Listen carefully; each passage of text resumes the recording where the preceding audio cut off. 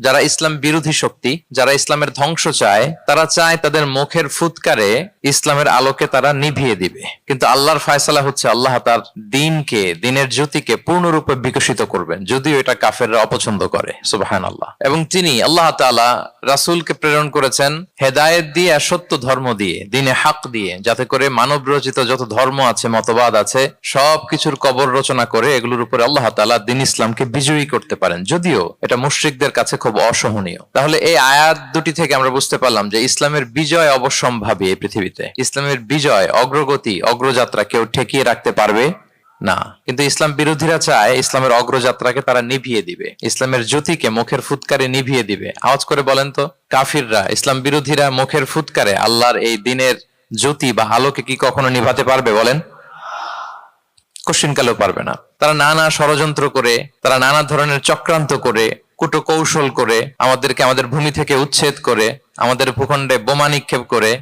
নানা ধরনের ষড়যন্ত্রের ছক এঁকে আমাদের নওজওয়ানদেরকে শহীদ করে, গ্লোবাল সমুদ ফ্লোটিলার মতো নৌবহরকে আটকে দিয়ে ওরা ভাবে যে ওরা ইসলামের বিজয়কে ঠেকায় ফেলবে। আসলে কি পারবে?